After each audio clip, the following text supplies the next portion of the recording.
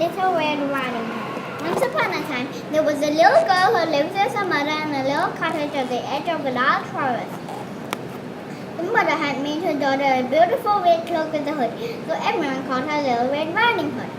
One day, the mother said to Little Red Riding Hood, "Your grandmother is not feeling very well today. Here's a basket of food that I have made to take to her. Stay on the path to her cottage and make sure you do not talk to any strangers." Little Red Riding Hood was a good little girl who always did as she was told.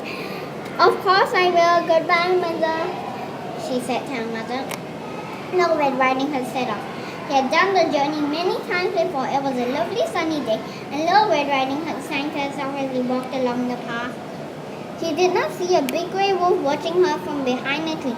Suddenly, the big grey wolf jumped out in front of her. Little Red Riding Hood was very frightened, but the wolf smiled at her, so she felt better. "Where are you going, little girl?" asked the big grey wolf in a friendly voice. "I am going to see my grandmother because she is not very well, and I am taking her a basket of food," replied Little Red Riding Hood, was feeling a bit frightened. "Why don't you pick her some of these beautiful flowers? I'm sure they will cheer her up," said the big grey wolf. Little Red Riding Hood thought that this was a good idea, as she knew that her grandmother would enjoy looking at some beautiful flowers. She began to pick some flowers and did not notice the wolf sneak away in the direction of her grandmother's cottage. When she had picked a large bunch of flowers, she continued walking along the path. The big grey wolf soon found the grandmother's cottage, and through the window he could see her sitting up in bed. He knocked on the door. "Come in, my dear," said the grandmother in a tiny, weak voice. The hungry wolf opened the door and crept inside. The grandmother knew something was wrong. He jumped out of bed and hid in a large wardrobe. "I will deal with her later," said the wolf. He knew that Little Red Riding Hood would soon be arriving. He put on a nightie and bed cap and jumped into the bed. Soon, Little Red Riding Hood knocked on the door. "Knock, knock. Come in."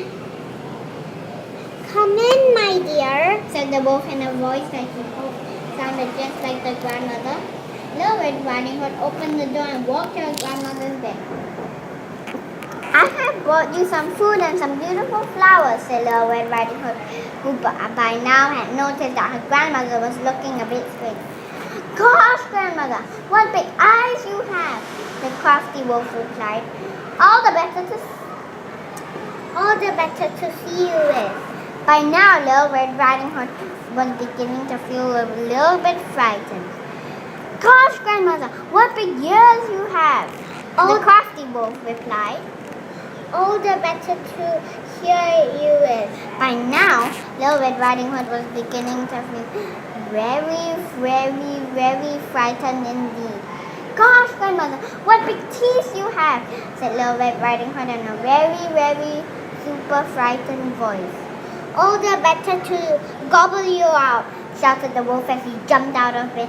Little Red Riding Hood screamed so loudly, that the woodcutter, who was talking near the cottage, heard her and rushed in through the open door. He killed the wolf with one mighty blow of his axe. Let me out! Let me out!" came a tiny, weak voice from the wall. The woodcutter